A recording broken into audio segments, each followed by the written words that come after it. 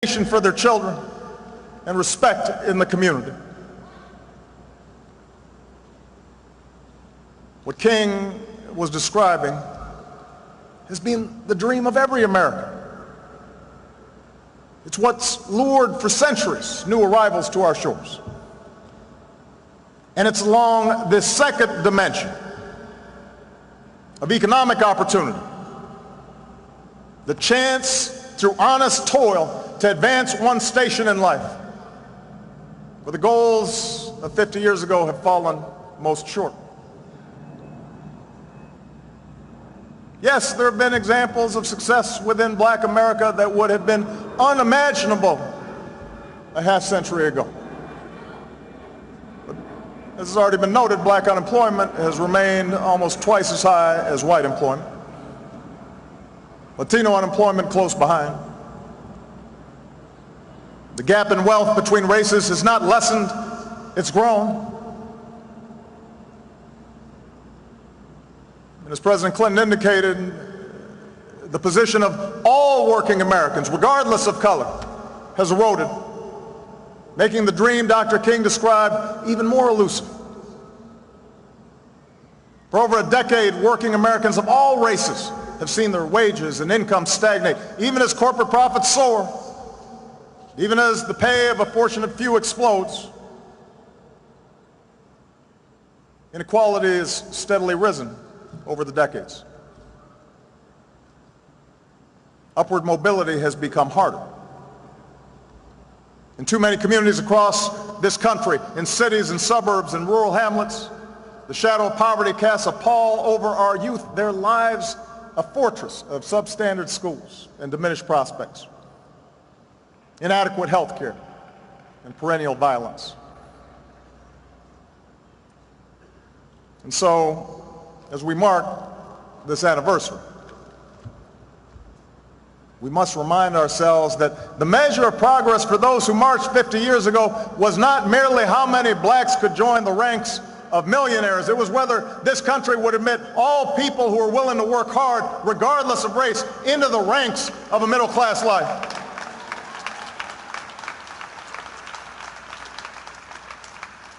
The test was not and never has been whether the doors of opportunity are cracked a bit wider for a few. This is whether our economic system provides a fair shot for the many, for the black custodian and the white steelworker, the immigrant dishwasher, and the Native American veteran. To win that battle, to answer that call, this remains our great unfinished business.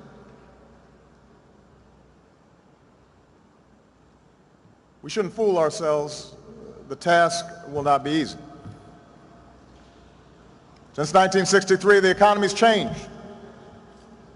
The twin forces of technology and global competition have subtracted those jobs that once provided a foothold into the middle class, reduced the bargaining power of American workers. And our politics has suffered. Entrenched interests, those who benefit from an unjust status quo, resisted any government efforts to give working families a fair deal, marshaling an army of lobbyists and opinion makers to argue that minimum wage increases or stronger labor laws or taxes on the wealthy who could afford it just to fund crumbling schools, that all these things violated sound economic principles. We'd be told that growing inequality was a price for a growing economy, a measure of a free market, that greed was good and compassion ineffective, and those without jobs or health care had only themselves to blame. And then there were those elected officials who found it useful to practice the old politics of division, doing their best to convince middle-class Americans of a great untruth, that government was somehow itself to blame for their growing economic insecurity, that distant bureaucrats were taking their hard-earned dollars to benefit the welfare cheat or the illegal immigrant.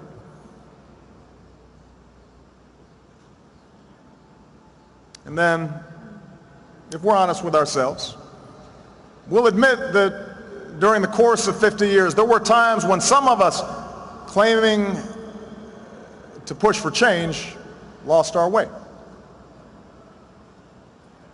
The anguish of assassinations set off self-defeating riots. Legitimate grievances against police brutality tipped into excuse-making for criminal behavior.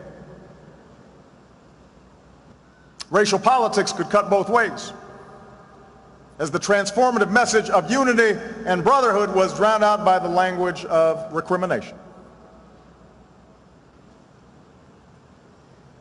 And what had once been a call for equality of opportunity, the chance for all Americans to work hard and get ahead, was too often framed as a mere desire for government support, as if we had no agency in our own liberation, as if poverty was an excuse for not raising your child, and the bigotry of others was reason to give up on yourself. All of that history is how progress stalled. That's how hope was diverted.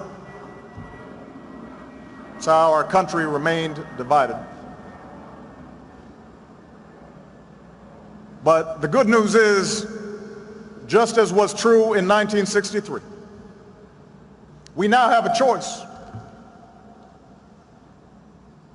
We can continue down our current path in which the gears of this great democracy grind to a halt and our children accept a life of lower expectations, where politics is a zero-sum game, where few do very well while struggling families of every race fight over a shrinking economic pie. That's one path. Or we can have the courage to change.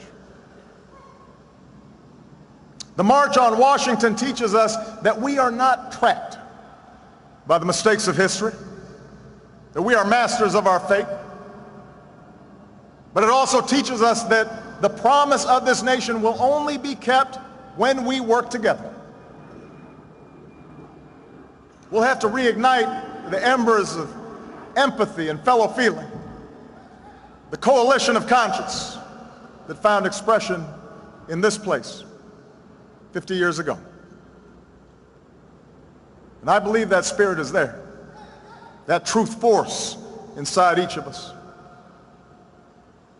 I see it when a white mother recognizes her own daughter in the face of a poor black child.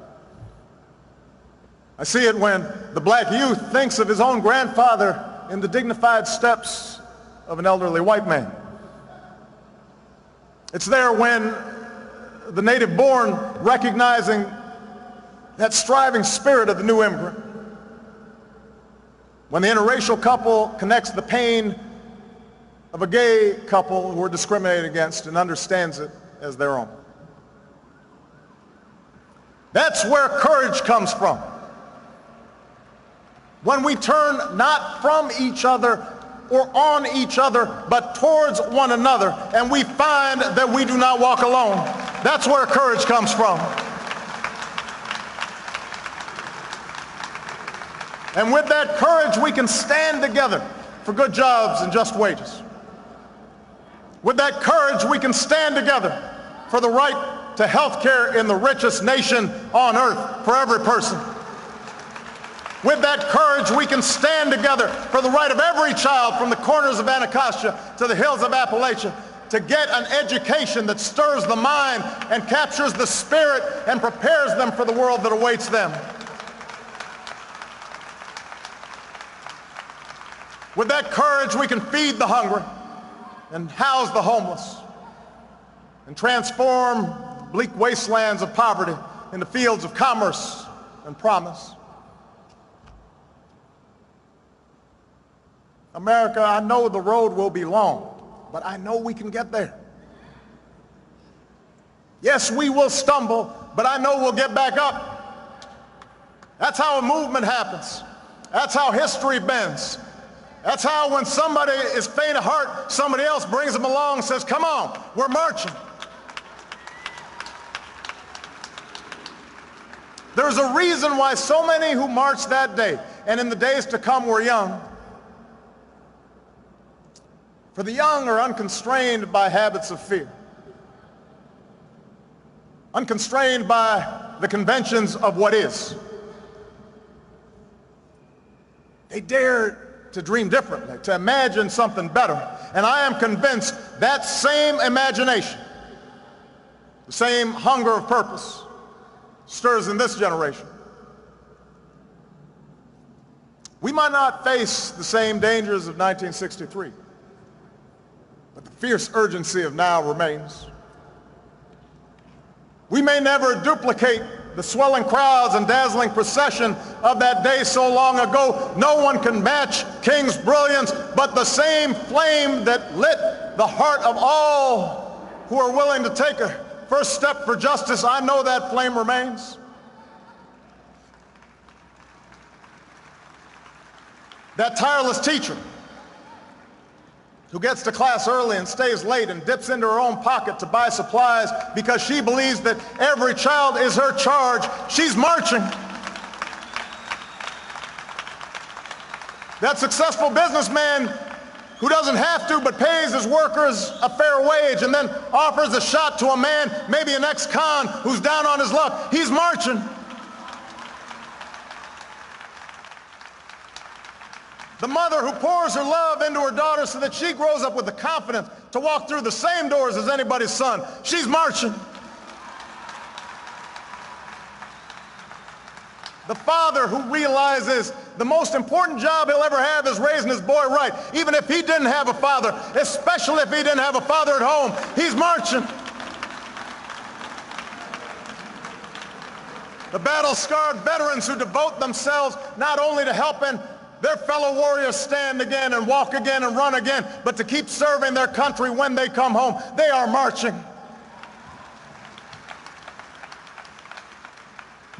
Everyone who realizes what those glorious patriots knew on that day, that change does not come from Washington, but to Washington.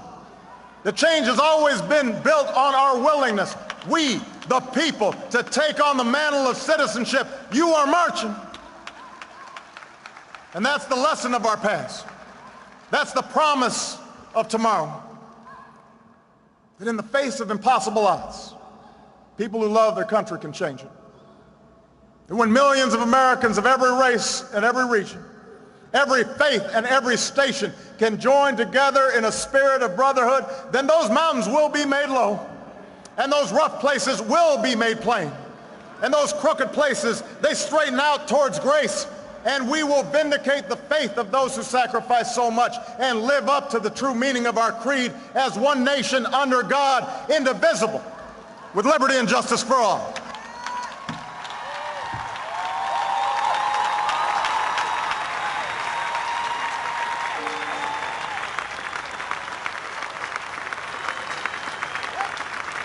"50 years after the March on Washington, President Obama with a forceful message about social and economic justice as he pays tributes to the heroes of the civil rights movement, those who spoke from these steps 50 years ago and those who fought in the trenches unrewarded for their efforts.